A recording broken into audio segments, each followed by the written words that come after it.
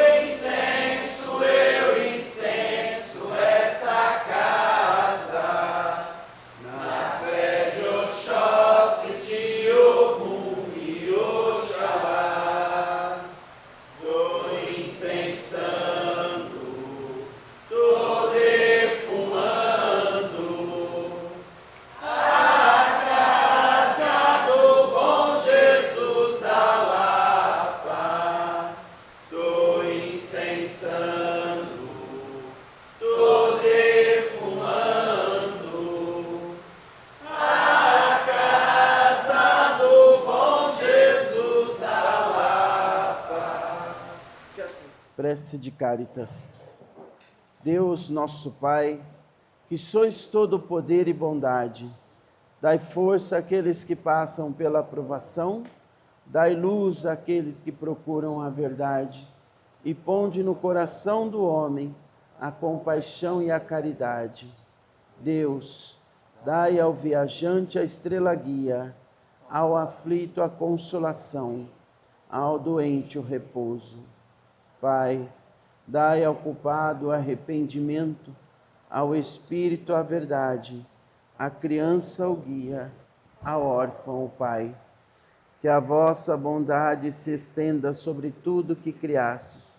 Piedade, Senhor, para aqueles que não vos conhecem, e esperança para aqueles que sofrem.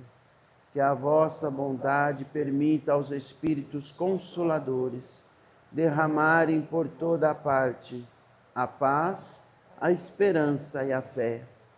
Deus, um raio, uma faísca do vosso divino amor pode abrasar a terra. Deixai-nos beber na fonte desta bondade fecunda e infinita, e todas as lágrimas secarão, todas as dores acalmar-se-ão.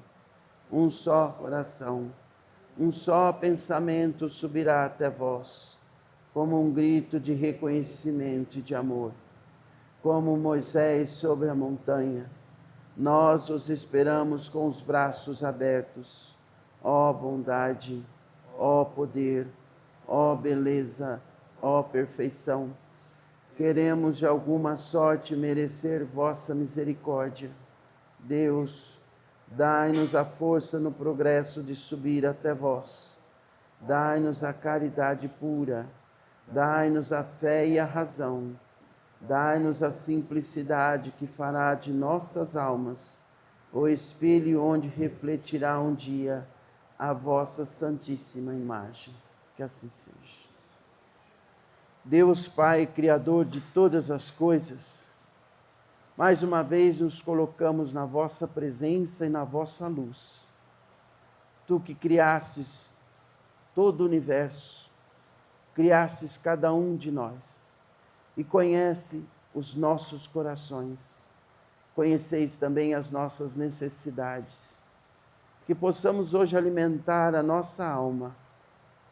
Que possamos também ter o prestígio da presença do nosso amado irmão Dr. Bezerra, com toda a vossa comitiva do bem e da caridade, a selar o entendimento, sabedoria e aprendizado para cada um de nós. Que assim seja. Jesus abençoe e cura. Evangelho segundo Marcos, capítulo 6, versículos de 53 a 56. Naquele tempo, tendo Jesus e seus discípulos acabado de atravessar o mar da Galileia, chegaram a Genezaré e amarraram a barca.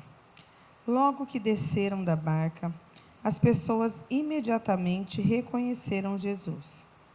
Percorrendo toda aquela região, levavam os doentes deitados em suas camas para o lugar onde ouviam falar que Jesus estava. E nos povoados, cidades e campo onde chegavam, colocavam os doentes nas praças e pediam-lhe para tocar ao menos a barra de sua veste. E todos quantos o tocavam ficavam curados. Que assim seja. Vamos lá, eu estou corrigindo o título aqui, é Jesus abençoa e cura. Agora que eu vi aqui que saiu Jesus abençoe e cura. Mais uma vez o livro de Marcos, trazendo uma passagem do Mestre. Tendo Jesus e seus discípulos acabado de atravessar o mar da Galileia, chegaram a Genezaré e amarraram a barca. Então Jesus estava numa das suas missões, das suas andanças, né?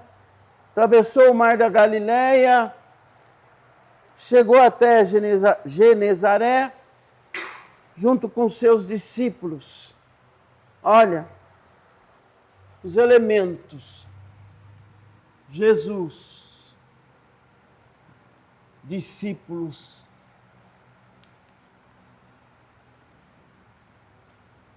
mar e barca.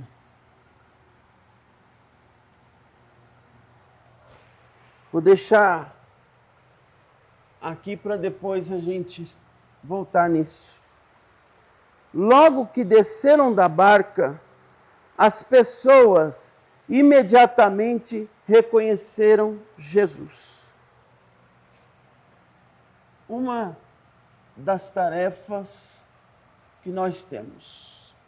Então o mestre chegou a Genezaré, ele estava com os seus discípulos,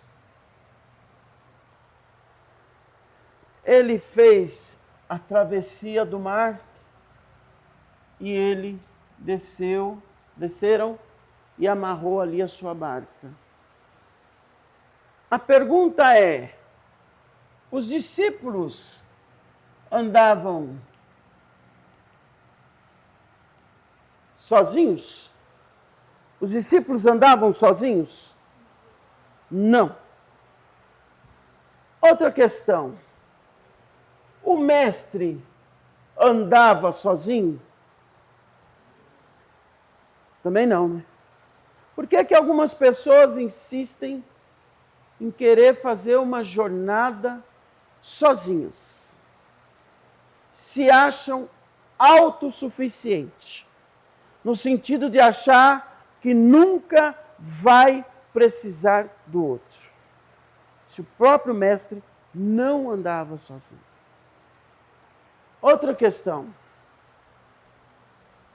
Atravessaram o mar. Isso aqui é a coletânea de desafios. Quantos mares nós já não atravessamos na nossa vida para poder lá na frente ter uma situação melhor, um porto seguro, terra firme, pé no chão, ter algo de concreto. Quantos desafios vocês já não enfrentaram para poder gozar de um bom momento lá na frente? Como diz, comi o pão que o outro amassou, não é? Só eu sei o que eu suei, só eu sei o quanto eu trabalhei, só eu sei o quanto eu lutei. São as nossas travessias, as nossas idas, as nossas vindas, as nossas lutas, os altos mares e as tempestades e raios e trovões. Que muitas vezes, quando acontece isso na nossa vida, nós achamos, como os apóstolos no outro texto, que ele estava dormindo, que o mestre se esqueceu de nós, nunca se esqueceu. E aí, qual é o instrumento? Qual é o instrumento que você tem usado para fazer a travessia? Dá para atravessar o mar a nado inteiro? Tem gente que quer ir para a luta sem munição. Seja um barquinho, uma barca, um navio, mas você tem que ter um instrumento para atravessar a jornada da existência. Tem gente que quer ir a nado, vai cansar, braço vai doer. Tem lugares que são mais fundos, uns são mais rasos, mas tem lugares que são mais fundos. Presta atenção. Tem tubarão, tem outros animais marinhos, tem perigos na jornada. E o mais interessante que eu gosto, quando ele fala, e amarraram a barca. Amarrar a barca quer dizer porto seguro. Qual tem sido na sua vida o seu porto seguro? Onde é que você amarra a sua barca e fala, ai, graças a Deus, achei que não ia chegar, não é? Achei que não ia conseguir. O interessante também, logo que desceram da barca, as pessoas imediatamente reconheceram o mestre. Reconhecer o mestre. Mas, naquele tempo, ele estava com as vestes que ele usava, suas vestes brancas. As pessoas sabiam o formato do cabelo, cor da pele, que eu nunca acreditei que ele fosse tão alvo numa terra quente daquela onde ele nasceu e viveu. Mas essa é uma outra discussão, né? Mesmo porque o estilo europeu tinha que prevalecer, né? Oxalá abençoe a igreja e o cristianismo. Bom, quando acontece isso, reconhecer o mestre, o mestre já era conhecido, né? Mas e hoje? Como que você reconhece o mestre? Como que você sabe quando foi a mão de Deus? Quando você sabe que são sinais que estão te mostrando, te alertando, te avisando, que estão chegando para você? Como que a gente reconhece as bênçãos que acontecem na nossa vida? Porque tem gente que parece que nunca tem bênção para contar. Porque não reconhece. Nunca está bom, porque não reconhece. Não tem gratidão, porque não reconhece. Eu nunca sou feliz, porque não reconhece. Está entendendo? Então nós precisamos aprender a reconhecer. Da mesma forma que esses homens e mulheres que precisavam de cura, reconheciam o mestre. Então quer dizer que a gente só reconhece quando a gente está em estado de necessidade. Olha só, como eles estavam precisados, necessitados, eles reconheceram que aquele era o mestre, que ele era o homem da cura. 90% das pessoas, quando a vida está bem, está tranquila, também não reconhecem a figura de Deus na vida. Sabia disso? Tá tudo bem, mas o barco balançou, ai meu Deus, aí, Deus existe. Está sem fazer uma oração, uma prece há 100 anos. Mas balançou o barquinho, deu uma ventania um pouquinho mais forte. Nego reza a novena, a trezena, quarentena, sei lá. Está entendendo? Procura um lugar, Olha que maluco.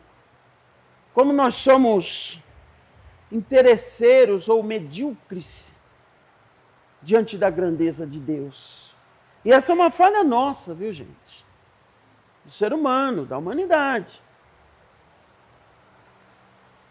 Então, a cura nos leva ao necessitar.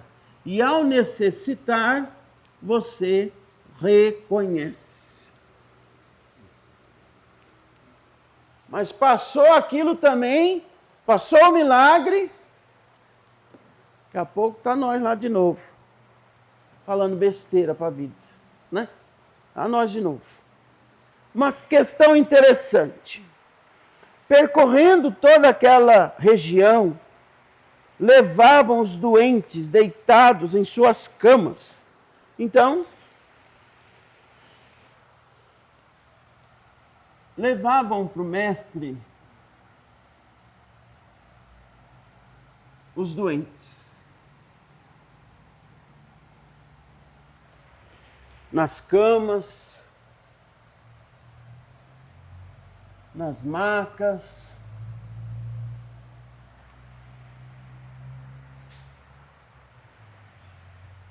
Acho que uns que iam até em cima do ombro. Lembra de todos os momentos de cura? Lembra do Tibério, né? Eu batizei um personagem de Tibério, que estava no Evangelho, que eles abriram até o telhado para descer esse homem dentro da casa como essa estava, para que ele fosse curado.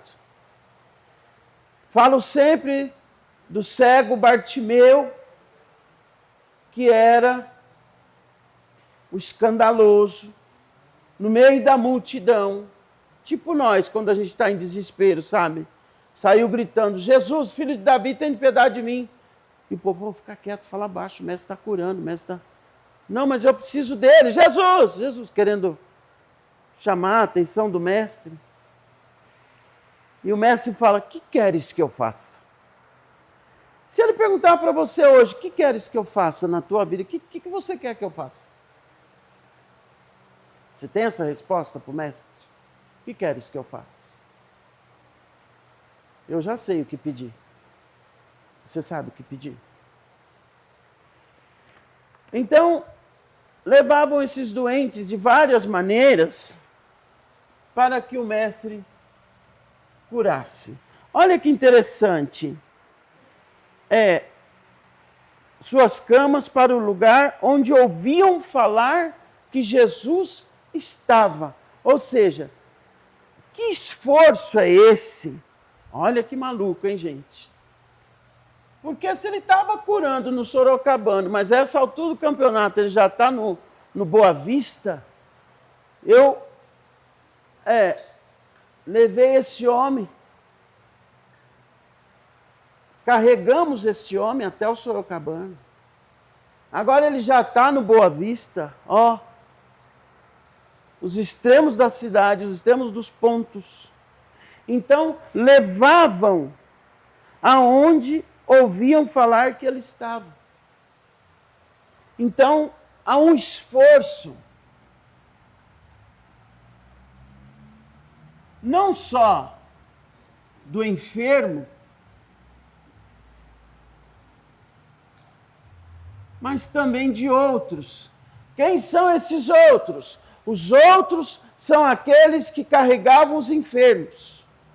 E eu pergunto: quem são as pessoas que contribuem ou fazem de tudo para que você vença, para que você seja curado ou curada? Ou tem uma equipe muito maior, uma turma muito maior querendo te mandar para o buraco, para o abismo, do que torcendo por você ou se esforçando por você?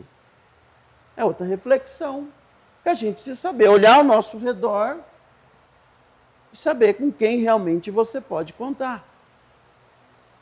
Essas pessoas que te rodeiam, tem pelo menos duas que você pode contar. Vão levar você de maca, de cama, para os lugares, para a cura necessária que você precisa, vão te ajudar. Hashtag fica a dica. Outra coisa. O que essas pessoas são capazes de fazer para ver você bem? Porque esses amigos que carregavam macas, carregavam nos ombros, carregavam camas, faziam de tudo para que o doente fosse curado. O que as pessoas que estão com você são capazes de fazer por você? E agora, eu viro a pergunta: o que você é capaz de fazer para ajudar a outras pessoas? Hashtag fica a dica. E aí nós temos vários graus. O enfermo ou o doente, ele pode. A doença pode ser física, não é? Espiritual.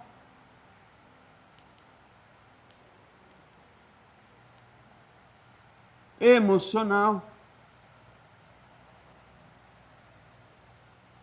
Não sei em que camada dos corpos que tenho.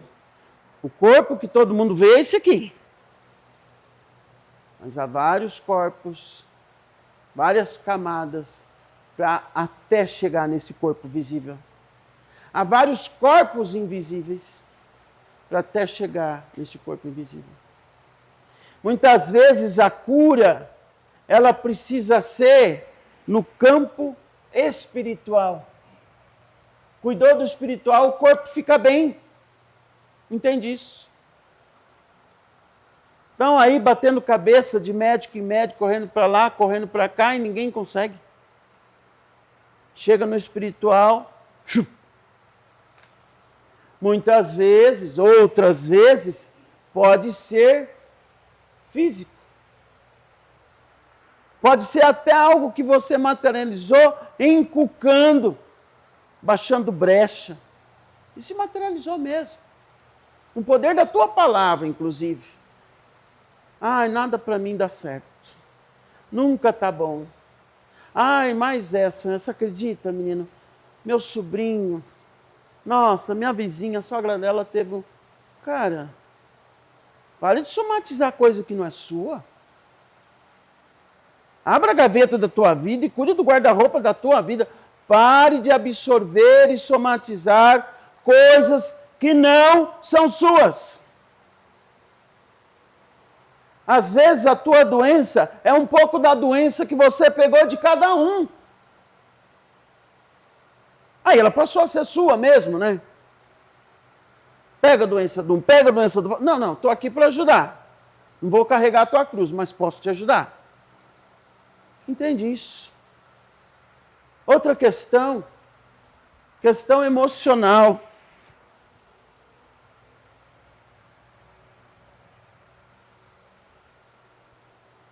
Nosso mundo está doente.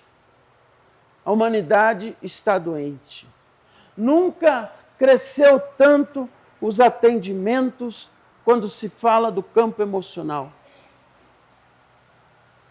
Está crescendo em disparada.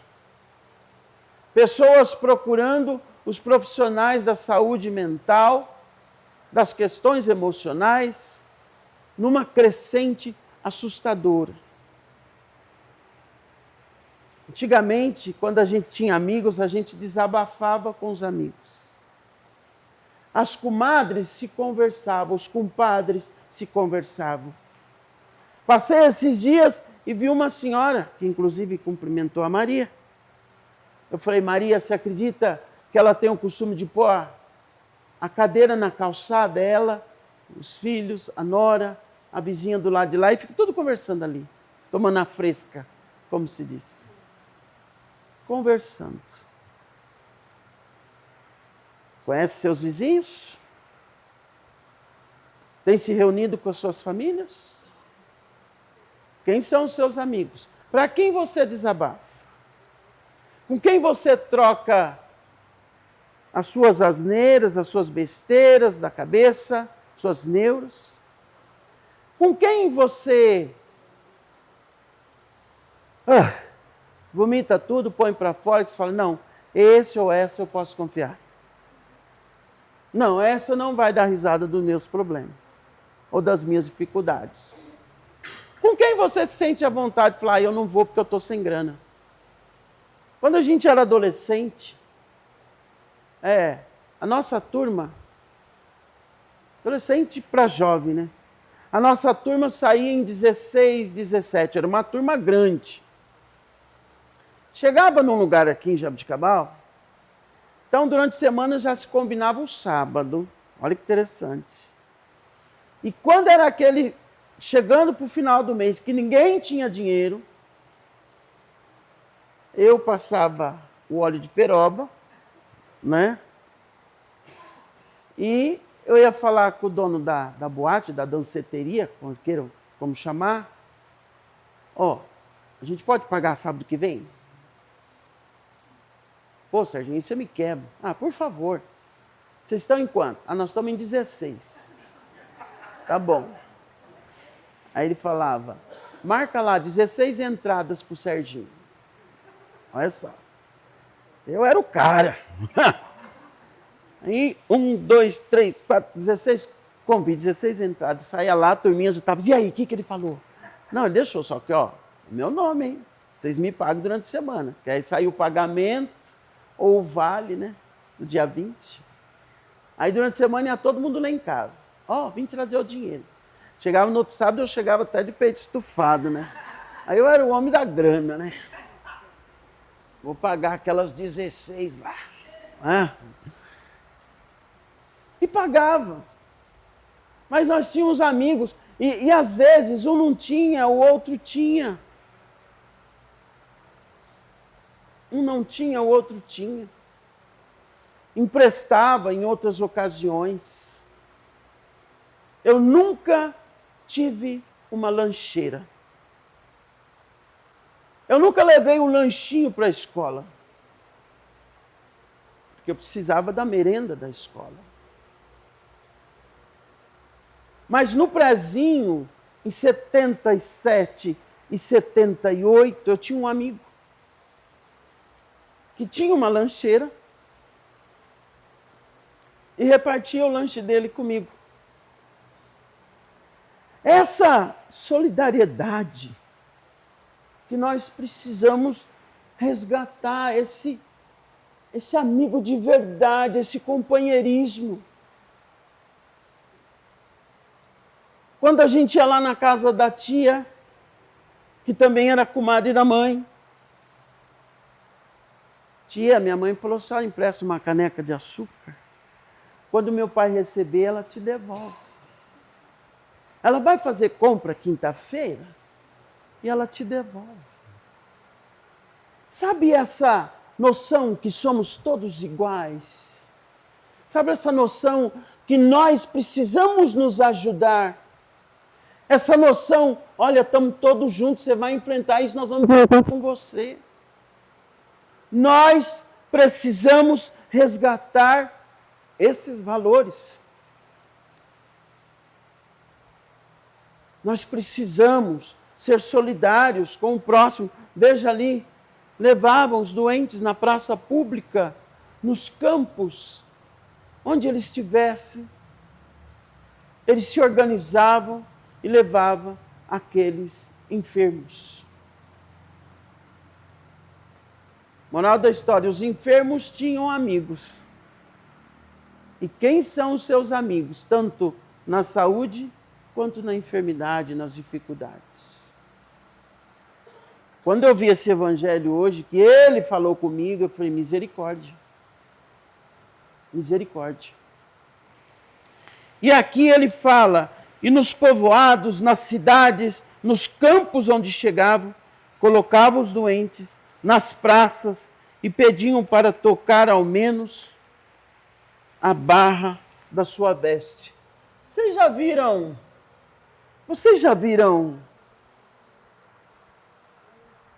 Deixa eu só fazer um esclarecimento da lancheira. É porque nós éramos em 6 e nós éramos paupérrimos. Nós não éramos pobres. Nós éramos um pouquinho mais embaixo. Só isso. Os pais trabalharam muito, mas não dava para agraciar 6 filhos nas condições de outras famílias.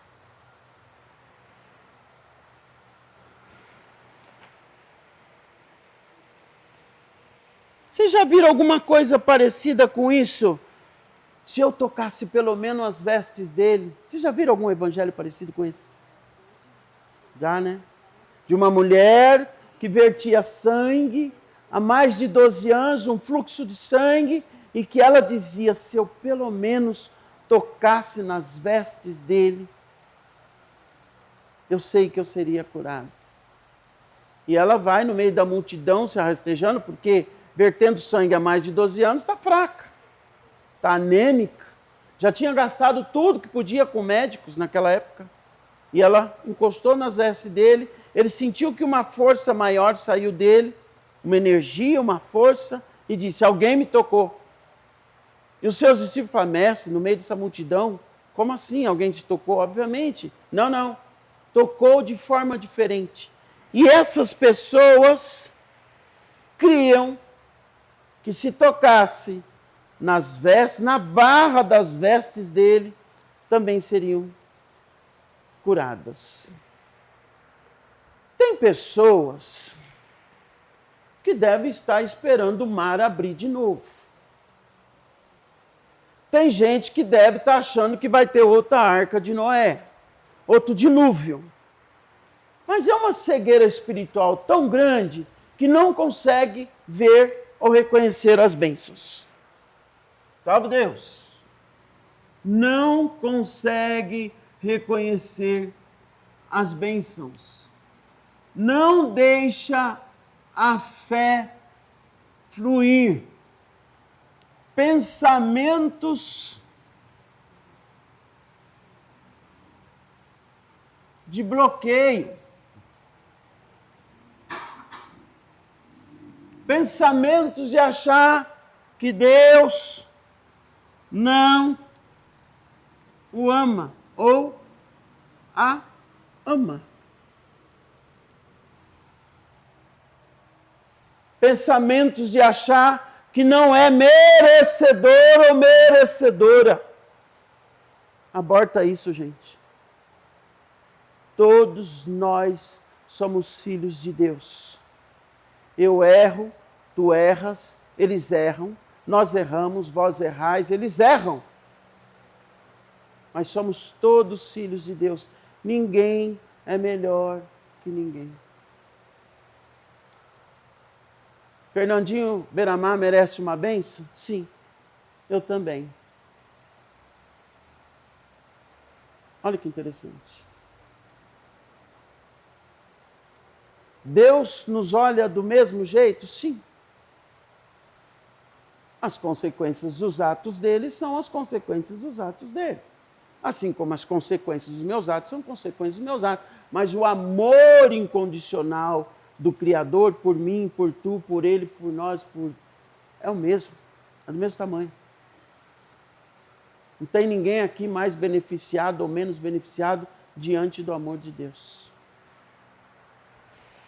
Então, eu termino esse evangelho e, por incrível que pareça, eu já tinha separado o evangelho e aí eu ouço na imprensa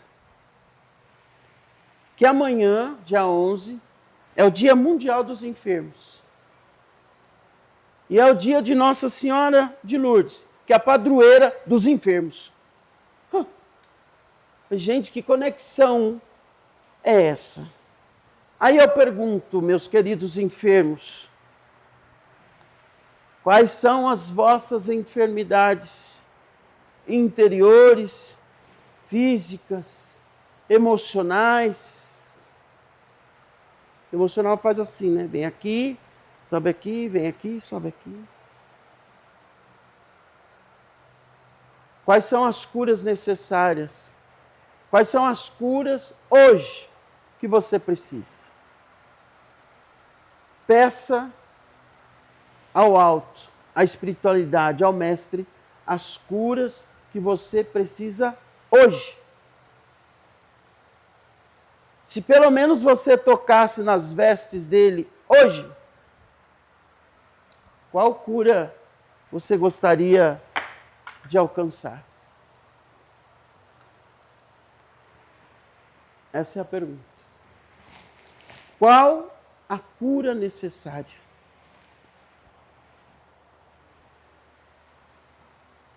Eu sei das minhas curas, das minhas necessidades de cura, mesmo porque eu tenho as minhas imperfeições. Você sabe quais são as suas necessidades de cura? Dissolver uma mágoa, um rancor, um ódio, curar a tua ansiedade, o teu medo,